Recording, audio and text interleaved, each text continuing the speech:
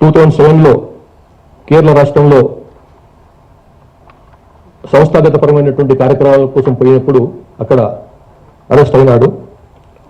మళ్ళీ 2009లో జైలు నుంచి విడుదలైన తర్వాత మళ్ళీ అజ్ఞాతవాసం ప్రారంభించాడు. 2010 నుంచి 16 వరకు ఛత్తీస్గఢ్ ఒడిశా సరిహద్దు సిఓబి స్పెషల్ జోనల్ కమిటీ కార్యదర్శిగా పనిచేశాడు. తర్వాత 2017లో ఒడిశా రాష్ట్ర కమిటీకి కూడా సెక్రటరీగా ఉంటూ దానికి మార్గదర్శకత్వం వహించాడు. 2022లో దండకారణ్యకు బదిలీ అయ్యి అప్పటి నుంచి ఇప్పటి వరకు దండకారణ్య స్పెషల్ జోనల్ కమిటీకి ఇన్ఛార్జిగా సిసి మెంబర్స్ తరఫు నుంచి ఇన్ఛార్జిగా కొనసాగుతున్నాడు. ఇక సడన్గా ఇక్కడ బయటకు వచ్చినటువంటి మూడవ నాయకుడు బడే చొక్కారావు ఎలియాస్ దామోదర్. ఈయన 46 years ఆఫ్ ఏజ్, ములుగు జిల్లా తాడ్వాయి మండలం చెందినటువంటి కాలోపల్లి గ్రామం. ఇంతకుముందు ఈ ప్రాంతం పాత వరంగల్ జిల్లాలో ఉండేది. ప్రస్తుతం అతను తెలంగాణ స్టేట్ కమిటీ సెక్రటరీగా బాధ్యతలు నిర్వహిస్తున్నాడు. ఇతను కాలోపల్లి చెందినటువంటి 10 ఎకరాల తండ్రికి 10 ఎకరాల భూమి ఉన్నది. ఆయన ఫ్యామిలీలో కొంత ఇతని కజిన్ తర్వాత బ్రదర్స్ కూడా కొంత ఈ విప్లవ పార్టీల పట్ల అనుకూలం చూపించిన వాళ్ళు. బడే నాగేశ్వరరావు ఇతని కజిన్ ఎలియాస్ ప్రభాకర్ ఎన్కౌంటర్లో కూడా మరణించినాడు. దామోదర్ బయకపేట తర్వాత రాయనగూడెంలో ఉన్నత పాఠశాలలో చదివి గోవిందరావుపేట ప్రభుత్వ కళాశాలలో ఇంటర్మీడియట్ పూర్తి చేసుకున్నాడు. 96లో 10th క్లాస్ అవుతున్నప్పుడే ఆర్ఎస్ యూత్ పట్ల ఆకర్షితుడై అందులో పనిచేసి ఆర్ఎస్లోకి జాయిన్ అయినాడు. తర్వాత అజ్ఞాతంలోకి వెళ్ళిపోయి ఏటూరు నాగారం మహాదేవపూర్ ప్రాంతం దళంతో తన అజ్ఞాత జీవితాన్ని ప్రారంభించాడు. తర్వాత ఏటూరు నాగారం మహాదేవపూర్ ఏరియా కమిటీకి కార్యదర్శిగా పనిచేసిండు. ఖమ్మం, కరీంనగర్, వరంగల్ డివిజనల్ కమిటీకి సభ్యుడిగా కూడా పనిచేసిండు. తర్వాత 2007లో ఈస్ట్ డివిజన్ కమిటీ కార్యదర్శిగా కూడా నియమించబడ్డాడు. 2015లో తెలంగాణ స్టేట్ కమిటీలో సభ్యునిగా నియమించబడి 2019లో తెలంగాణ రాష్ట్ర కమిటీ మిలిటరీ అఫైర్స్ కూడా అతను ఇన్ఛార్జిగా వ్యవహరిస్తున్నాడు.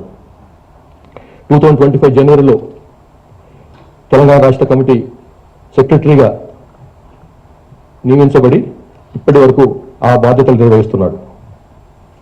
నూనె నరసింహారెడ్డి, ఇలియాస్ గంగన్న, ఇలియాస్ రాహుల్, ఇలియాస్ అన్నుదాదా. ఈయనకి 62 ఏళ్ల వయసు. ఆంధ్రప్రదేశ్ రాష్ట్రంలోని గుంటూరు జిల్లా కాకమాన మండలం వల్లూరు గ్రామానికి చెందినవాడు. ఇతను దండకారణ్య స్పెషల్ జోనల్ కమిటీలో ఉన్నాడు. పొలిటికల్ ఎడ్యుకేషన్ వ్యవహారాలు చూస్తుంటాడు. ఇతను బీఎస్సీ పూర్తి చేసిన తర్వాత నరసరావుపేటలో ఎల్ఎల్బి కోసం అని చెప్పి గుంటూరులో చదువుతూ ఆర్ఎస్యు కలాపాల పట్ల ఆకర్షితుడైపోయి యూజీ అయిపోయినాడు.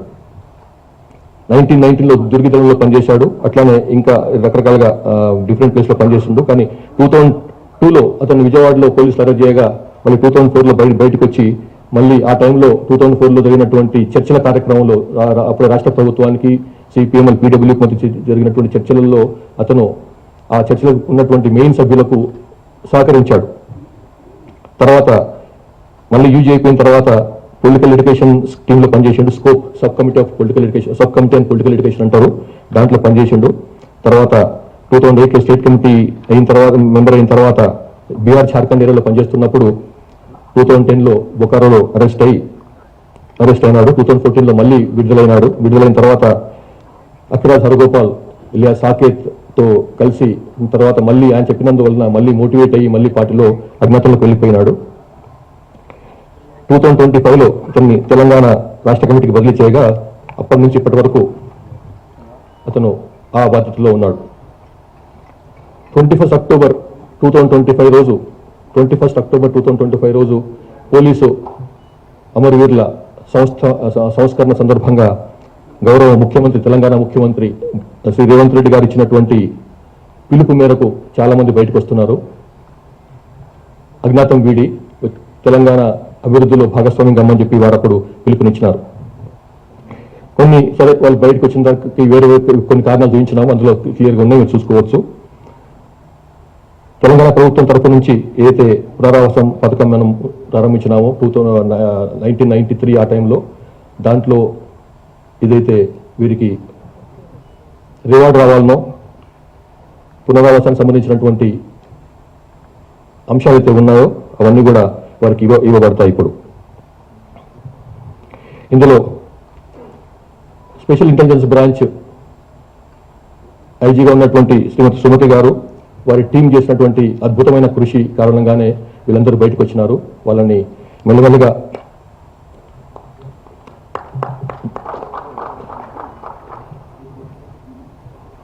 ఇప్పుడు ఉన్నటువంటి పరిస్థితులకు గురించి అవగాహన చేయించడము, తర్వాత వారిని బయటకు తీసుకురావడంలో చాలా పెద్ద పాత్ర వహించారు.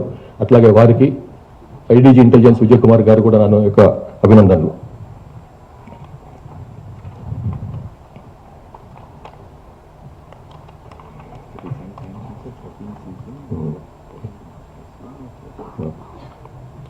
ఈ విధంగా 2025-26లో లాస్ట్ 2 yearsలో, ఇంకా 2 yearsలో రాలేదు, 4 CCMలు బయటకు వచ్చినారు.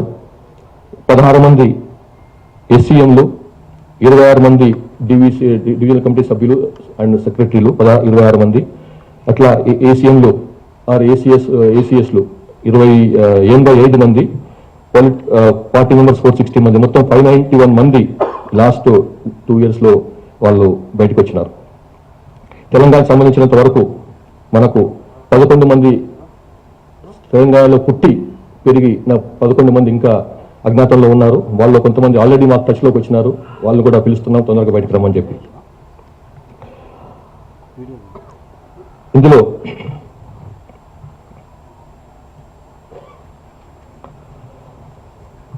మళ్ళొకసారి రాష్ట్ర ముఖ్యమంత్రి, గౌరవ ముఖ్యమంత్రి రేవంత్ రెడ్డి గారు ఇచ్చినటువంటి సందేశాన్ని మరొకసారి పునరుద్ఘాటిస్తున్నాను.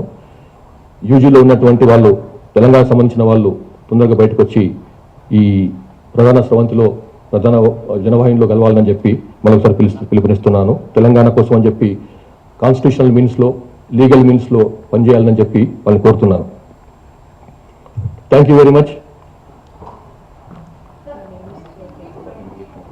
यस मैम, इंडिया, ओके ठीक है.